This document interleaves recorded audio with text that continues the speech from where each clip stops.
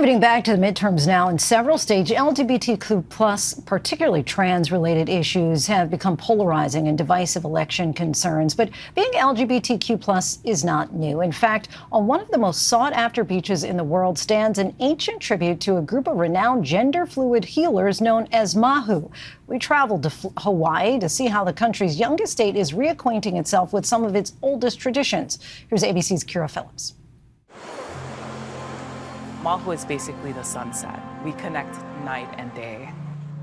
Under the swaying palm trees of paradise here on Hawaii's Waikiki Beach rests an ancient tribute, 4 boulders hidden in plain sight to the millions of people who walk past them. They were simply a part of the landscape. As a child, I put my wet towel and laid myself on the stones, and we were warmed by the stones. A warmed wonder that Hawaii has now reacquainted itself with. A hidden history, hundreds of years old, reawakened. This is what it means to be māhū. As legend has it, centuries ago, 4 healers guided by the stars traveled by boat hundreds of miles across the ocean from Tahiti to Hawaii. Blessed by spiritual power, their healing hands would teach the Hawaiian people how to cure disease. The 4 healers came here and they imparted knowledge and wisdom about healing in traditional manners. And their gender expression, as unique as their powers, they were not male nor female. They were māhū, a combination of both in mind, heart, and spirit. It is the space that's held in between, whether one dresses more like the other gender or not. One can still be māhū. Māhū is a very inclusive and embracing word. The Hawaiians had such a deep respect for the gentle ways of the māhū that they erected those 4 heavy boulders in their honor. The healers were believed to have imbued their healing powers within those stones before vanishing. Hundreds of years passed, so did generations of colonizers, missionaries, and tourists, and the history of the māhū people nearly vanished too. There was an erasure, a forced cultural component that pushed people into the closet, if you will. We're not taught Hawaiian history. We're not taught language and culture. Affectionately known as kumuhina, or teacher, the community leader is ready with a lesson, taking us to the Bishop Museum's latest exhibit, the healer stones of Kapai Māhū. Front and center, a replica of the stones glowing from within, symbolizing their spiritual power. Curator Kumahina, alongside historian DeSoto Brown, bringing to life an ancient part of Hawaiian history. They were seen as a normal part of the human spectrum of existence. Māhū, also known as Two-Spirit, is a way of life not just in Hawaii, but throughout Polynesia. Dr. Tatiana Young, a director at the LGBT Legacy Foundation in Honolulu, identifies as Māhū, proud of her deep cultural island roots.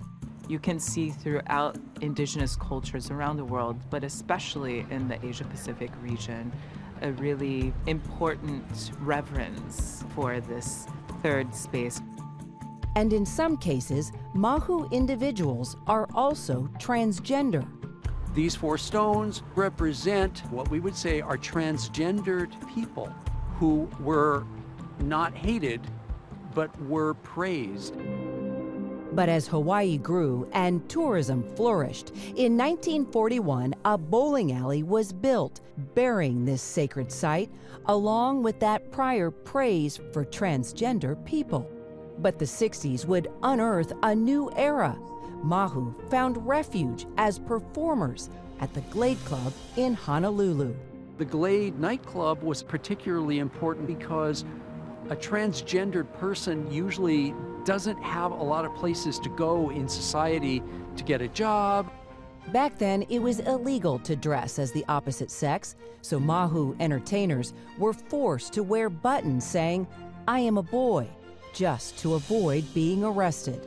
The word māhū became a slur. I knew from a very young age that I was different. I could not, however, embrace the word māhū growing up. Māhū was weaponized against people like me. But now, Hawaiian superstars like Bretman Rock This is for all of the LGBTQ. are standing up against the slur and bringing back what his Filipino grandmother taught him. She would introduce me to other people and be like, this is my handsome and pretty granddaughter. And sometimes she would say grandson. This internet superstar, known for his unconventional style, was encouraged by his grandma to embrace his own duality when bullies called him māhū, as if it was something to be ashamed of. At the beginning, it didn't really hit me hard or like register that kids were being mean to me when they were calling me that. Now, where we are in society, especially in Hawaii, I think the māhūs are taking it back. Taking back its history 60 years later, reclaiming Hawaii's past, and retaking the word māhū as a moniker of pride. It definitely goes back to this idea of the ohana, which is an inclusive conception of family that is not restricted to a kind of nuclear family. And that is what makes Hawaii so special and so unique. And at the same time, we have a very fragile ecosystem here on the island, so we have to work together to protect our waters, to protect one another. The spiritual stones now symbolically standing tall on Waikiki Beach, with a plaque in honor of those 4 original healers. PBS also a part of renewed efforts embracing the welcoming way of being Hawaiian by releasing an animated film narrated by Kumuhina about the legend of the Healer Stones. At one time, I used to think that being māhū was bad. But knowing my culture, knowing my language and my history, māhū is just a part of Kanaka life, part of being Native Hawaiian. However, some māhū believe there's still work to be done.